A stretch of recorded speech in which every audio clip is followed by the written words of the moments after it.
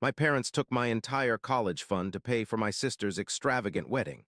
Now they're begging me for financial help while she posts vacation photos from the Maldives.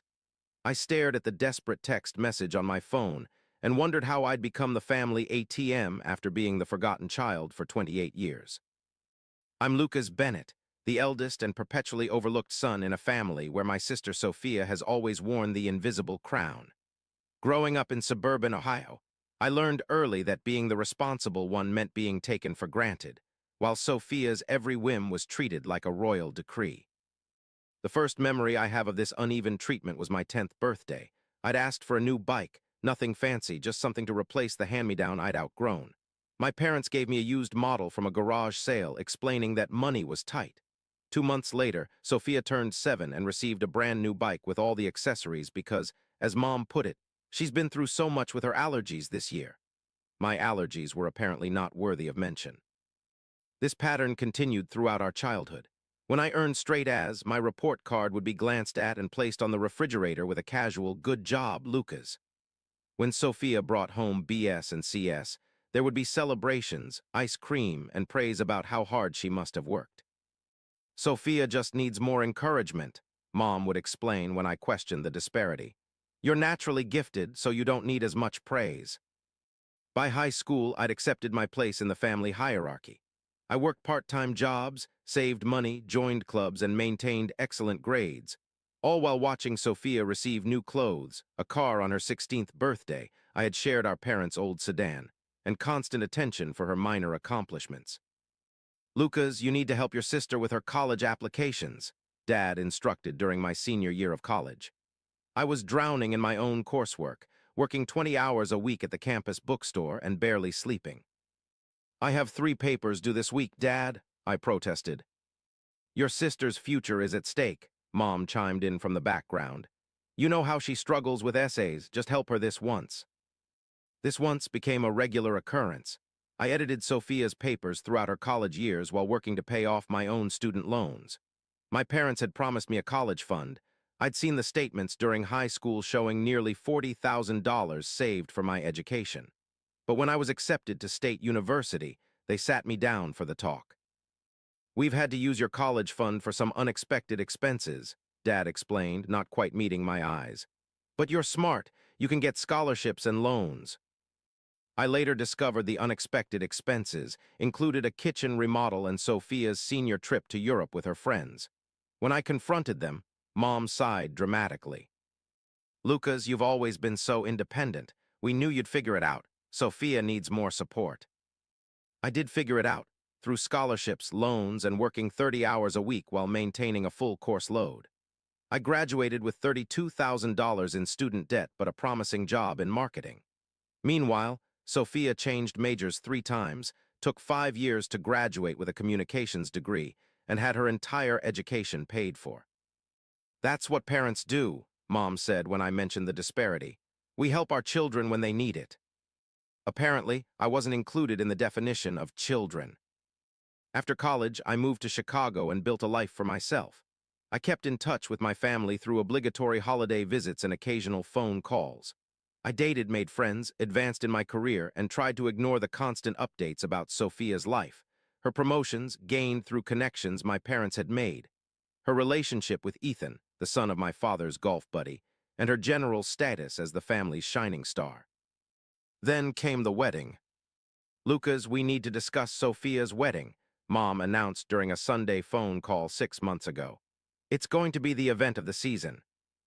"That's great," I replied, only half listening as I reviewed work documents. "When is it?" "June 15th, mark your calendar, and—" She hesitated. "We might need some help with the expenses."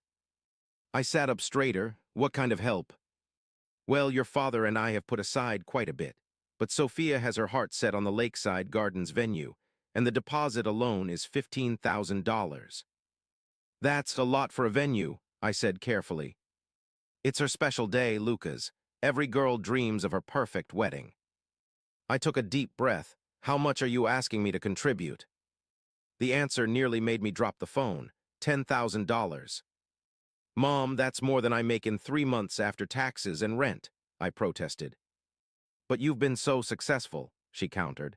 And you don't have any major expenses like Sophia does. She and Ethan are saving for a house. I have student loans, I reminded her, and I'm saving for my own future. The guilt trip began immediately.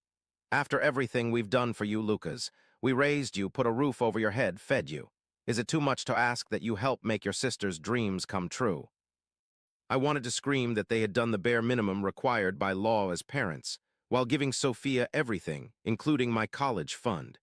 Instead, I said I'd think about it and ended the call. Over the next few weeks, the pressure intensified. Dad called to reason with me. Sophia texted about how hurt she was that I wasn't excited about her wedding. Extended family members reached out to mention how generous I'd always been and how selfish I suddenly seemed. I eventually agreed to contribute $3,000, a compromise that pleased no one, but was all I could afford without derailing my own financial plans.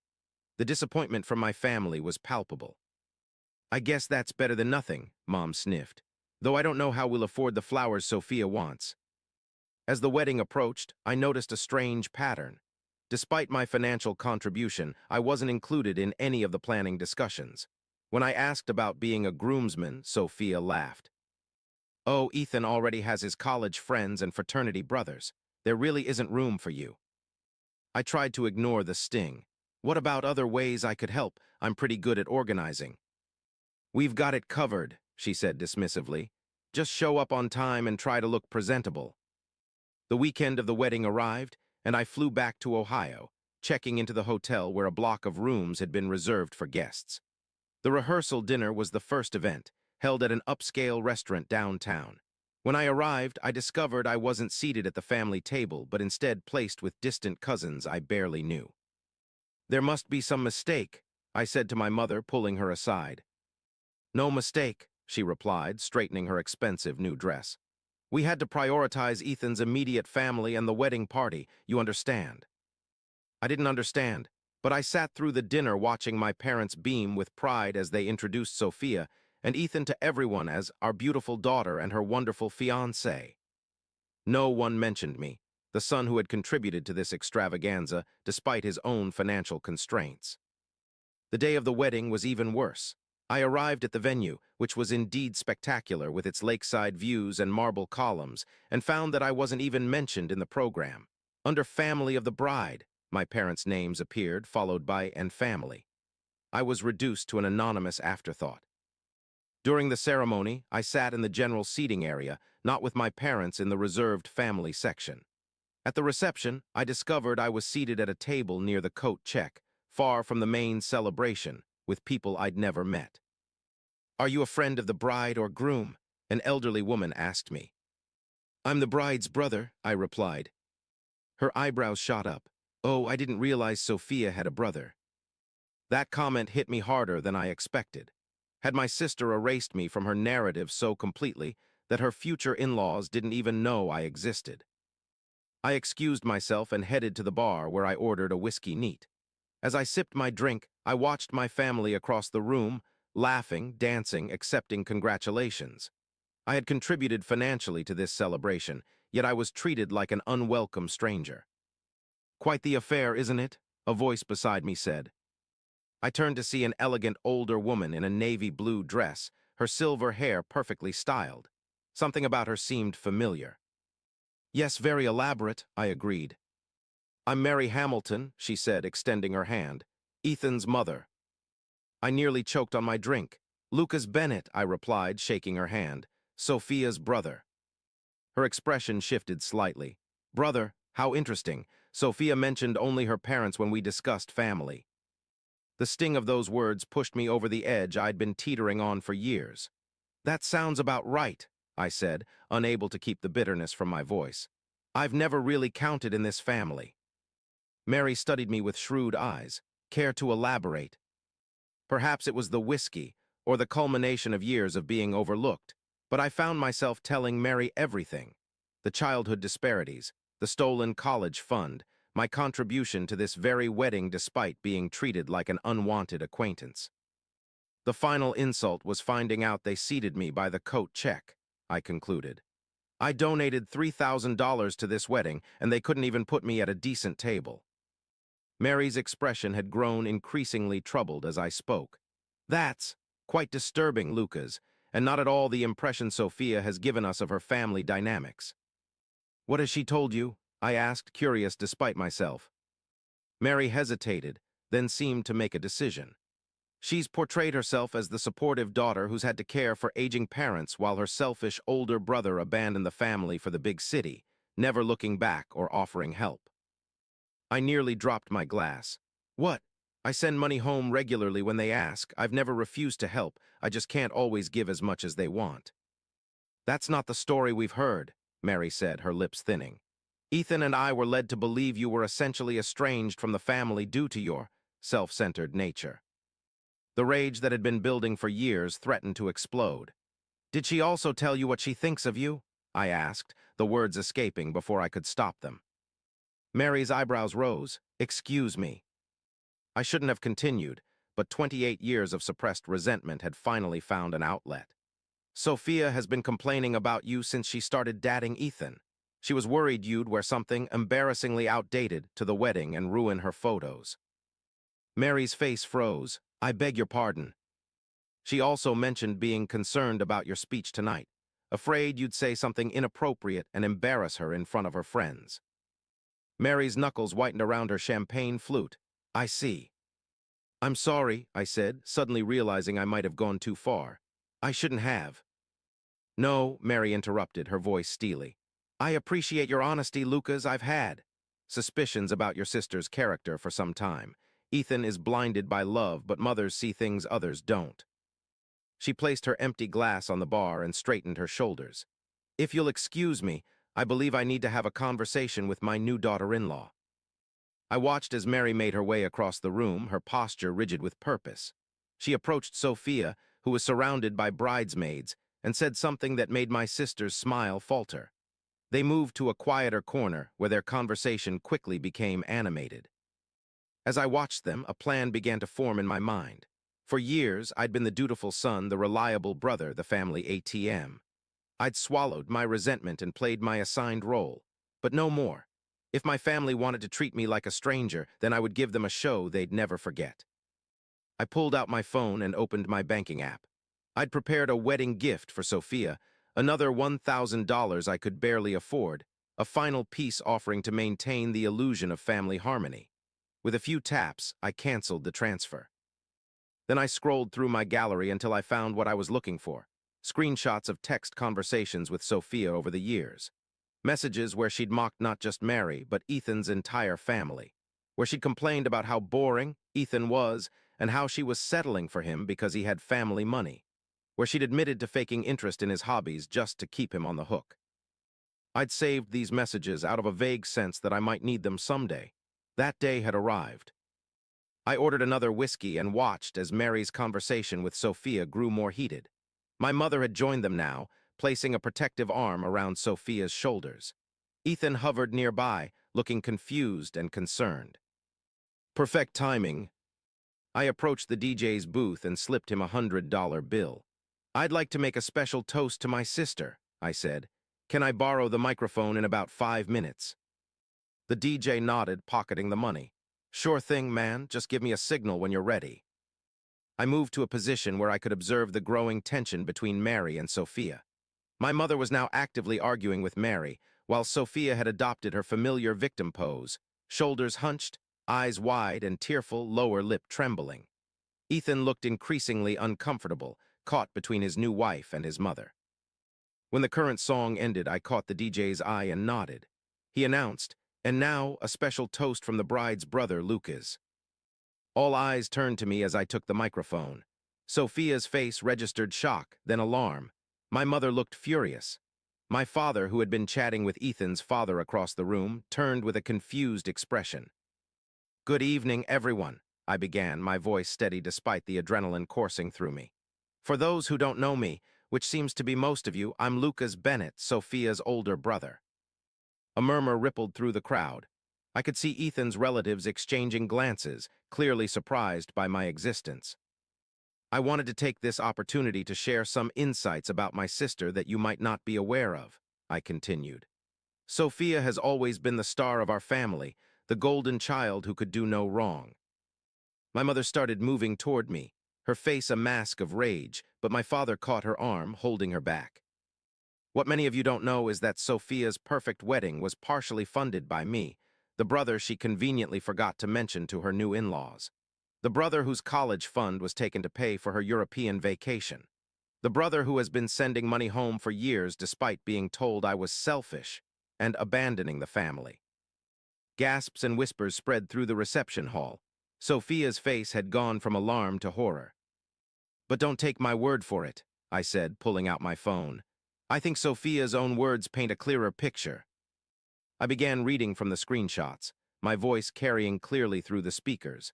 "God, Ethan's mother is such a pathetic suburban housewife. I'm going to have to Photoshop her out of the wedding photos if she wears another one of her tacky pantsuits." Mary's face hardened further. Ethan's expression shifted from confusion to disbelief. "Ethan is so boring sometimes I want to scream, but his family has money, so I guess I can put up with the golf stories." Ethan's father straightened in his seat, his jovial expression vanishing. "I told Ethan I love hiking, but honestly, who wants to walk uphill for fun? The things I do to keep him thinking we have things in common." With each revelation, the atmosphere in the room grew more tense. Sophia had abandoned her victim pose and was now frantically trying to reach me, but several tables and guests stood between us. "My brother Lucas is sending money again, but only $500 this time. What a cheapskate. He makes good money in Chicago, but he's always been selfish." I looked directly at my sister as I delivered the final blow. "Mom and Dad are pressuring Ethan to buy a house in their neighborhood. They have no idea we're planning to move to California after the wedding. Let them figure it out when we're gone." Ethan's head snapped toward Sophia, his face a study in betrayal. This was news to him, clearly. "So congratulations, Ethan," I said, raising my glass. "You've married into a family of manipulators and liars. Sophia has never loved you for who you are, only for what you and your family could give her. Just as my parents have never loved me for who I am, only for what I could provide." I set the microphone down on the nearest table and walked toward the exit, the silence in the room so complete you could hear the ice clinking in glasses. As I reached the door, chaos erupted behind me. Sophia was screaming something about context and private conversations. My mother was trying to grab the microphone, presumably to do damage control. Ethan's father had risen to his feet, his face flushed with anger. Mary stood with her arms crossed, vindicated but furious. Most telling of all was Ethan's expression, the dawning realization that the woman he'd just married was not who he thought she was. I stepped outside into the warm June evening, loosened my tie, and took a deep breath. For the first time in 28 years, I felt free. I'd burned bridges, yes, but they were bridges to nowhere, connections that had only drained me, never nourished me. My phone exploded with notifications as I walked to my rental car. I silenced it without looking and drove back to my hotel. I packed my bags, checked out, and headed to the airport. I booked the first available flight back to Chicago, not caring about the cost. In the airport lounge, I finally checked my phone. The messages were exactly what I'd expected. From Mom, "How dare you ruin your sister's wedding? You are no longer our son." From Sophia, "I will never forgive you for this. You've destroyed my life. I hate you." From Dad, "Your mother is hysterical. Ethan's family is threatening to annul the marriage. What were you thinking?" There were also messages from extended family members, some expressing shock, others condemning my actions. None of them had ever spoken up when I was being exploited for years. I deleted them all and blocked their numbers one by one. Then I did something I should have done years ago. I posted on social media. After years of financial exploitation and emotional manipulation by my family, I've finally cut ties. To anyone who heard their version of events, I paid for part of my sister's wedding only to be seated by the coat check and erased from the family narrative. My college fund was taken for her European vacation. I've been sending money home for years while being called selfish. No more. Sometimes family is just people you're related to, not people who love you. I attached screenshots of some of the more damning text conversations. Not all of them, just enough to make it clear I wasn't making this up. By the time my flight landed in Chicago, my post had hundreds of comments and shares. Former classmates, distant relatives, and even some of my parents' friends expressed shock and support. A few of my cousins messaged privately to share similar experiences with my mother and Sophia. The fallout was swift and devastating, for them, not me. Ethan's family demanded an annulment, humiliated by the public revelations about Sophia's true feelings toward them. According to a cousin who remained in contact with me, Ethan moved back in with his parents while his lawyers worked to protect his assets. My parents faced social ostracism in their community.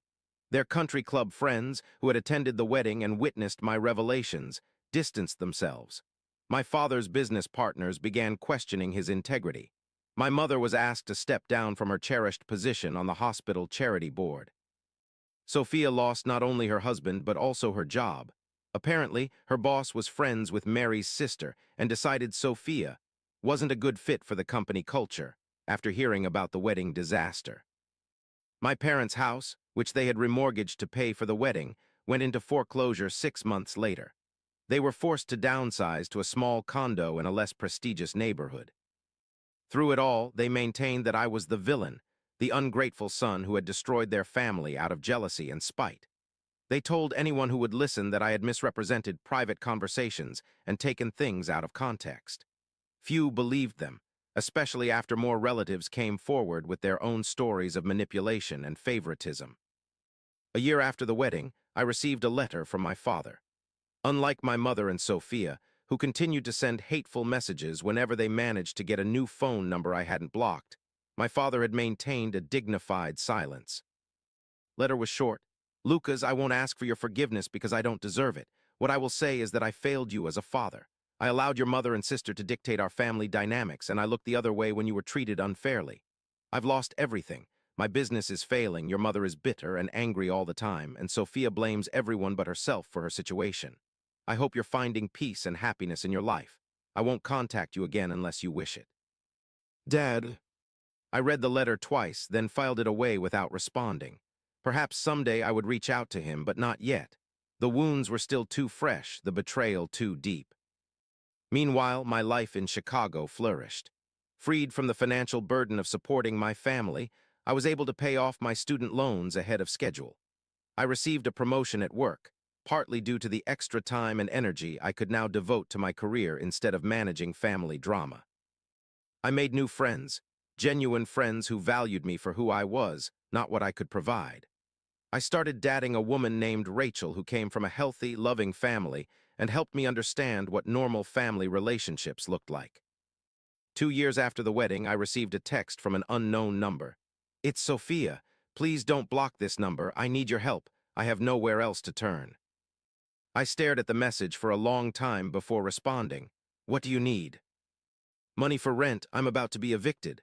Mom and Dad can't help anymore. I'll pay you back, I promise. I laughed out loud at the audacity. What happened to the settlement from Ethan? His lawyers were better than mine. I got almost nothing. Please, Lucas, I'm desperate. I thought about all the times I'd been desperate. Working multiple jobs to pay for college because my fund had been taken. Eating ramen for weeks to send money home when they claimed they couldn't make the mortgage payment. Skipping needed dental work to help pay for Sophia's car repairs. No, I replied simply, I'm not your ATM anymore. You're still punishing me for the past? That's really petty, Lucas. We're family. We're related by blood, I corrected. That doesn't make us family. Family doesn't steal from each other. Family doesn't lie about each other. Family doesn't treat someone like an outsider until they need money. I've changed, she insisted. The last 2 years have been really hard. I'm glad to hear that, I replied. Growth often comes from difficulty, but my answer is still no. You're enjoying this, aren't you? She accused. Seeing me suffer, that's really sick, Lucas. I don't enjoy your suffering, I told her honestly. But I'm not responsible for it either. Your choices led you here, not mine. Fine, she snapped. I'll remember this when Mom and Dad need nursing home care. Don't expect me to help then. I laughed again. I've been planning to care for myself since I was 18 and discovered my college fund was gone. I suggest you start doing the same. I blocked her number and went back to making dinner with Rachel, who had moved in with me 6 months earlier. As I chopped vegetables, I felt a strange sense of peace. The old Lucas would have felt guilty, would have sent money despite knowing it would never be repaid, would have accepted the role of family savior once again. But I wasn't that person anymore. I had learned the hardest lesson of all. Sometimes loving yourself means walking away from people who don't. 3 years after the wedding, I proposed to Rachel during a trip to Lake Michigan, the same spot where I had first realized I could build a life without my toxic family. She said yes, and we began planning a small, intimate ceremony with only those who truly supported and loved us. A week after our engagement, I received a thick envelope in the mail, a formal invitation to Sophia's second wedding. She was marrying a wealthy real estate developer 20 years her senior. The invitation included a handwritten note. I hope we can put the past behind us. Family should be together for important moments. Along with the invitation was a registry list for gifts, with most items costing over $500. I showed the invitation to Rachel, who knew my family history in detail. She raised her eyebrows in disbelief. Is she serious? Completely, I confirmed. This is how they operate. They pretend the past never happened when they want something. What are you going to do? I took the invitation, registry list, and note and dropped them into the shredder without hesitation, moving forward with the people who actually care about me. Rachel smiled and kissed me. Good answer. My wedding to Rachel was everything I'd never experienced in my family, genuine, warm, supportive. Her parents welcomed me as a son, not an obligation. Her siblings treated me with respect and affection. Our friends celebrated with us without hidden agendas or expectations. No one from my biological family attended. My father sent a card with a modest check, which I appreciated, but returned with a polite note explaining that we didn't need financial gifts. My mother and Sophia didn't acknowledge the event at all. 5 years after Sophia's disastrous first wedding, I received news through a former neighbor that my mother had suffered a stroke. My father, struggling with his own health issues, was finding it difficult to care for her. Sophia, now pregnant with her first child, was too busy to help much. The neighbor, well-meaning but unaware of our history, suggested I might want to come home and help out during this difficult time. I thanked her for letting me know and said I would handle it appropriately. After discussing it with Rachel, I researched home health care options in my parents' area and anonymously paid for 3 months of professional care. Not because I owed them anything, but because it was the decent thing to do, something they had never taught me but I had learned anyway. I didn't visit, I didn't call, I didn't reopen the door to manipulation and guilt. I simply ensured they had proper care, then continued with my life. My father sent a brief email after discovering I had arranged the home care. Thank you. I understand why you stay away. It was the closest thing to genuine understanding I had ever received from him. Today, 7 years after the wedding that changed everything, I live in a comfortable home with Rachel and our 2-year-old son, named after her father. I run my own marketing consultancy, having left the corporate world 3 years ago. I volunteer at a mentoring program for college students from difficult family backgrounds. I have friends who know the real me, not the version my family created. My parents and Sophia continue to struggle financially and socially. According to occasional updates from distant relatives, they still blame me for their problems. They tell anyone who will listen that I abandoned them in their time of need, conveniently forgetting the decades of exploitation that preceded my departure. Sometimes I wonder if I should feel guilty for exposing them so publicly, for walking away so completely. But then I remember the coat check table at Sophia's wedding. I remember my stolen college fund. I remember the constant demands disguised as family obligation. And I remember what I've learned in therapy. I didn't destroy my family. I simply stopped allowing them to destroy me. The text message that started this story, my mother begging for money while Sophia vacationed in the Maldives, was the last communication I ever responded to from them. Since then, I've received dozens more. Emergencies, guilt trips, occasional olive branches when they needed something. I've deleted them all without response, not out of malice but out of self-preservation. Some doors are better left closed. My son will never know what it's like to be the forgotten child, the family ATM, the perpetual afterthought. He will grow up knowing he is valued for who he is, not what he can provide. He will understand that family means mutual respect and support, not one-sided sacrifice. That, more than anything, is my revenge, breaking the cycle of manipulation and creating something better from the ashes of what my family destroyed. I am Lucas Bennett, and I am finally free.